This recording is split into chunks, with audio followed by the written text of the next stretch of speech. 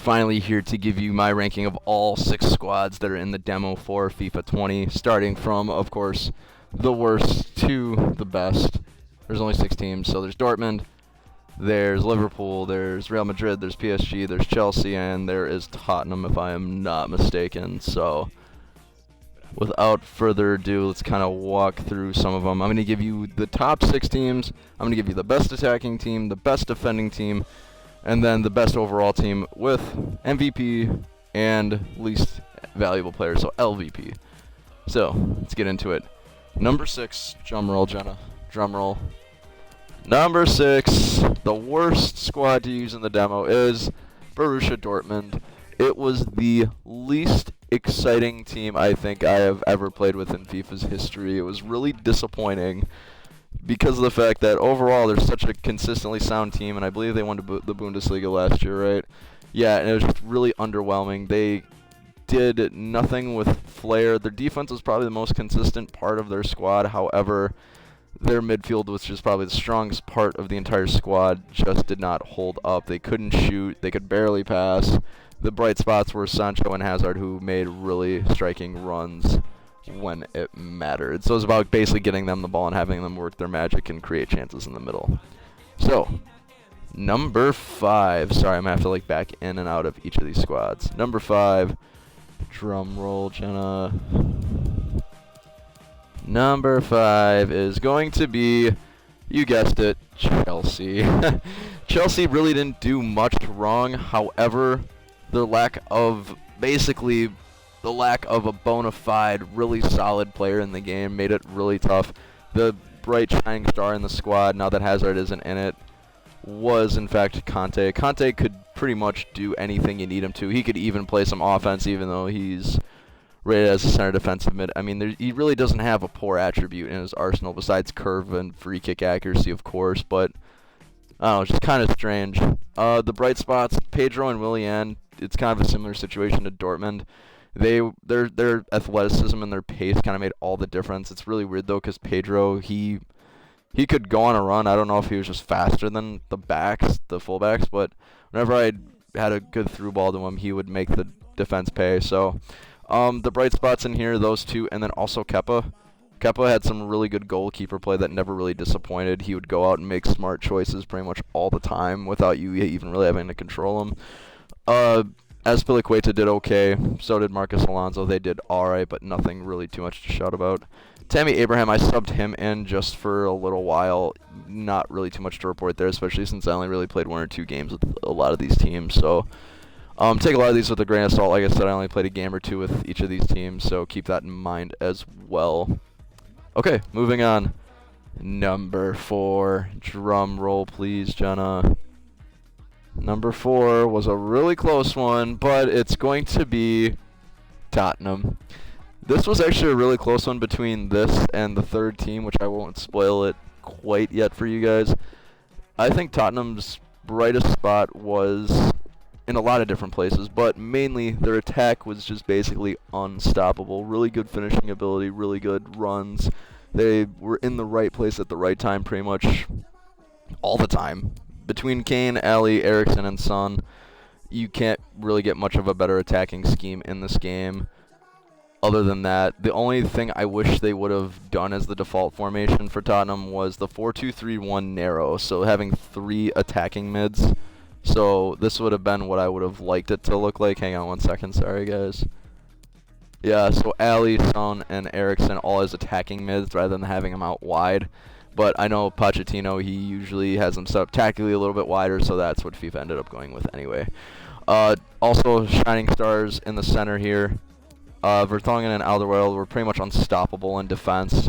Really doesn't get much better than them, honestly, so it was really tough to get through them. But I think with how lowly ranked Aurier and Rose were, it didn't really make much of a difference because they had the pace to not get beat, but I just found them getting beat anyway, basically out-dribbled by opponents. They'd get beat a lot.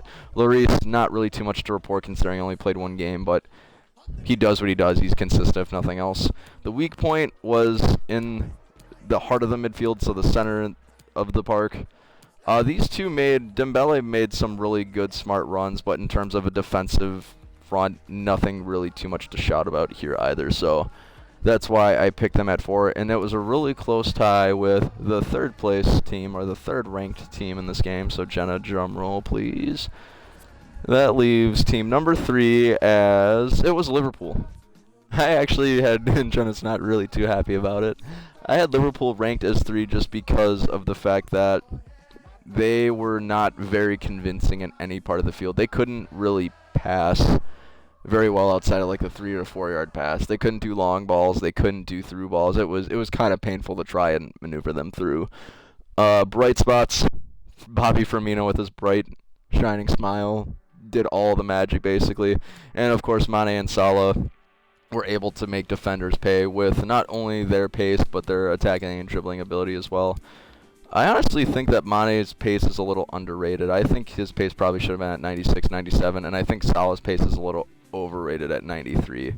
Salah's fast, but he's not, I don't think he's as fast as Mane. I don't know, Jenna, from your perspective, in terms of real life, I'd say Mane's faster, right? And it's not even really all that close. Not saying Salah's slow, but yeah, Mane's just a little bit faster. The weak points in the squad, it's really strange because Van Dijk and Robertson could defend out of their minds, so that was the strength of the squad. Obviously, Alisson, that's kind of a given. He was one of the keepers of the year. He was the keeper of the year for FIFA this year, and I think rightfully so. Didn't know he was only 26. That's kind of interesting. But Matip, he wasn't bad. He wasn't dreadful, but he wasn't anything outstanding. Van Dijk, obviously, anything that came anywhere near him was cleared. You just press B, press the clear button, and it was gone. Alexander-Arnold had some really good pace. He made some good attacking runs, but for them being so in tune with the attacking style, I'm kind of surprised that they didn't make more runs and it wasn't really more aggressive with where they were positioning themselves on the attack. But then again, maybe that's something in the settings that I probably could have tweaked. What I was really surprised with this team was they do a really high press pretty much all the time in real life, and it actually kind of showed in the game while I was playing it. Like, they'd actually have frequent interceptions whenever the opposition would try to get the ball up the field, so it actually worked to my advantage a couple times, so I thought that was kind of a nice touch from FIFA.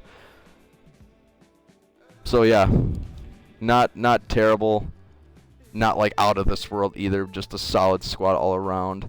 So that brings us to the 2nd ranked squad. Could I get a drum roll? I'm still pretty pissed about it. Or wait, or should I do the 1st ranked team? I'll do the 2nd ranked team. The 2nd ranked team, guys, this was really tough. I think this was a little bit tougher than picking 3 and 4. The 2nd ranked team was actually, drum roll, Jenna. Drum roll. Come on. It was actually Real Madrid. So Real Madrid, their attack was so relentless and so good that I actually barely had to play any defense really, so I didn't really get to play around with the defense too much. These back 4 are obviously pretty much unstoppable, so it's kind of you're gonna get what you're gonna get. They also had a false 9, kind of like Liverpool. Benzema's a little bit higher up the pitch, and so are Modric and Kroos. But the entire team in general really impressed me. They basically played 8 attackers and 3 defenders. So what I mean by that is front 3 were always in really good attacking positions. The 3 midfielders were in really good attacking positions, and then Marcelo and Carvajal, even though they're fullbacks, were pretty much always making aggressive runs all the way up the pitch. And I think that's what really set them apart from Liverpool between 2 and 3 and made them the clear number 2. But like I said, maybe it was the settings item that FIFA has by default. I didn't change any of the tactics just because I wanted to give you guys an authentic feel. So that's kind of where I stand with that. What really surprised me was how good Benzema was on and off the ball. He would make every smart attacking run he possibly could, with Hazard providing amazing service in the center with pretty much every cross you could possibly imagine. But even off the volley, Benzema was really good too. The one goal I had with him right away, it was basically a curling knuckleball that, I can't say a curling knuckleball because it's not really possible, I suppose, but he had a curler off a volley with his right foot, and there was no way the keeper was getting it, so it was a worldie. It was pretty cool. Obviously the center of the park with Modric, Kroos, and Casemiro. Casemiro kind of hung back, obviously, as a center defensive mid, but Modric and Kroos kind of positioned themselves in the right ways in order to kind of create chances for these front 3, and even these back 2 as well, so all around really good team. The only reason I didn't put them at 1 is because, like I said, I barely had to play any defense at all, so I didn't really get to test out the defense, but that's kind of the way it works when you only play 1 or 2 games with these. And number 1, Jenna, could I have one last drum roll, please? You guys probably already figured out what it is, my process of elimination, but number 1 was Paris Saint-Germain. Paris was the most complete team, I think, out of all of the squads. Like I said, if I would have had a little bit more of a chance to play with Real Madrid, it would have probably been a little bit closer. It was already close enough. But I think what really made this team unique was, even though they didn't have the greatest midfielders, so Verratti and Herrera, they're not scrubs by any means, but their dribbling and passing ability really made the difference in attacking facilitation, especially for these three with Mbappe, Cavani, and Neymar. I think this made it even more deadly than Tottenham's attack just because it was a little bit more tight, a little bit closer together, and I think that's a credit to the formation that they have in general. Plus, when they have 2 wingbacks in Bernat and Meunier, they were able to kind of get up and down the pitch really easily and create a lot more chances, so everyone was in the right place at the right time.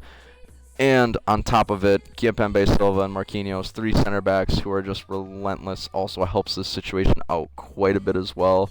All 3 really respected, really strong players that could basically get any ball in the box, out of the box with ease really quickly. So with that, every single person on the pitch was pretty much in the right place at the right time, whether it was on offense, defense, or otherwise. They could pass like crazy. Whether it was a hard pass, soft pass, lob, ball, through ball, they could do it no matter what. Neymar had a lot of good facilitation techniques in the center attacking mid position, and then Cavani and Mbappe, once you give them the ball, they're scoring every time. Mbappe's finishing ability was shockingly good, especially since last year it was like his shooting was like 80 overall according to Ultimate Team, and now it's, I'm pretty sure, considerably better, and rightfully so. So I think he got a deserved upgrade in this game. Cavani, always reliable. He's always going to give you a good finish in front of goal. Plus, he's got really nice hair, too, so that always helps. All right, so that kind of brings us to the one weakness in the squad, which I guess unfairly I could say it's Areola just because he's basically the lowest rated player on the team, barring Kimpembe and Herrera. There's got to be a weakness in every squad. It was Areola, but it is what it is. That's the way it kind of goes. Di Maria is always a good option to have to come on for Neymar, with just the way the formation worked, if you really wanted to, or you could probably play on the striking position for Cavani or Mbappe. So kind of going back a little bit then, I'll give you guys the best attacking team, the best defensive team, and the best overall team in general. For the reasons that I just stated, PSG was pretty much the best overall squad that I played with for the reasons that I just kind of stated. The best defensive team I saw was, I'm trying to remember, let me look at my notes real quick. Yeah, so the best defending team I ended up seeing, I believe, was Liverpool. They basically anything into the box, and that's a big credit to Van Dijk and Alisson too, because with how highly skilled they were rated, like I said, any ball that came to the box was basically gone. And the Alexander-Arnold and Robertson, their closing ability, even when attackers are ahead of them, also kind of helped with that too. So it was really hard for the opposition to get any chances because their defense was just so dynamic. And plus they have Fabinho in the center defensive mid position who always dropped back a lot when you needed to, which also helped them be all in the right places at the right time, so it was kind of nice. Now the best offensive team is going to be, of course, Real Madrid. Like I said, their offense was so good, I didn't even really have to play defense. I pretty much held the ball most of the time, it felt like. Maybe the possession stats would prove me wrong in the games I played, but if the other team did have the ball, it was because they just kind of held on to it up until they got to the final third, and then either I would just take it and hold on to it for a while and just create a ton of chances or what. So I created the most chances with Real Madrid, and I converted the most too, so that kind of helps as well. So now another hot topic discussion. The most valuable player I think I saw in these 6 squads, I'm going to give it as a tie between Benzema and Mbappe. The reason why is because Mbappe's finishing ability was really, really strong, and plus his pace and attacking position really highlighted the offense for PSG when I was playing with them. So he was basically the main receiver of service from Neymar for the most part, and of course Meunier and Bernat. So he really made squads pay, and his pace is just something that you shouldn't really ignore. And then Benzema, his finishing ability was unquestioned, especially after the volley that I hit him with, plus his ability to pick his moments and to make runs when it mattered most was what really benefited the offense. And I believe he even had an assist to Gareth Bale, so he's even a bit of a facilitator in that center forward role as well, kind of like Roberto Firmino, but maybe to a lesser degree in that regard. And my least valuable player, the most disappointing by far, and it's not even close. He's on Dortmund, spoiler alert. You can probably guess who it is, but it was most certainly Marco Reus. What the hell, man?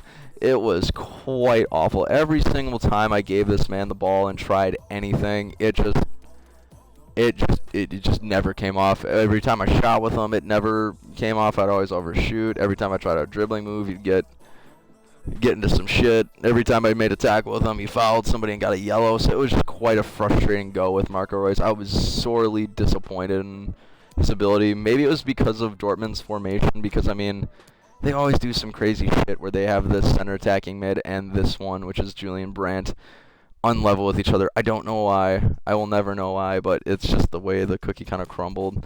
And it could have been the way I even used Royce. Maybe I didn't use him properly. Maybe if I changed the formation to suit him a little bit better, it probably could have gone well for him. But, oh, it was just so disappointing and aggravating to use him. I was just so over it by the time I played a few games with him, which is really strange because all of his stats are basically 80 and above besides defending ones, which, of course, right, he's not going to be a great defender by any means. I mean, literally almost every single thing is 80. I'm kind of surprised he doesn't have a higher overall rating with all these numbers, but what do I know? I just play the game, right? I don't design it. That'd be cool, though, if I could, so yeah, guys, that's pretty much all the reviews I have for all the squads within FIFA. The only other one I could think of is perhaps the best stadiums, but that's a subjective thing. You can go online, look at stadiums, and decide for yourself. So if you're really curious, my favorite one obviously is Tottenham Hotspur Stadium, then Stamford Bridge, and then lastly the Bernabeu, just because I have a bit of a bias toward the Bernabeu. I don't like it at all. I think it's an ugly stadium, but for all you Real Madrid fans out there, sorry, man. It's just the way I feel. So thanks so much for watching, guys. That's my review of all the FIFA squads from the demo. If you have any questions, hit me up. Thanks so much for watching. I appreciate it. Or if you think there's other better ranked teams and I just didn't use Dortmund right, let me know too. I'd love to kind of debate that a little bit. So have a good one, guys. Thanks for watching, and we'll see you next time.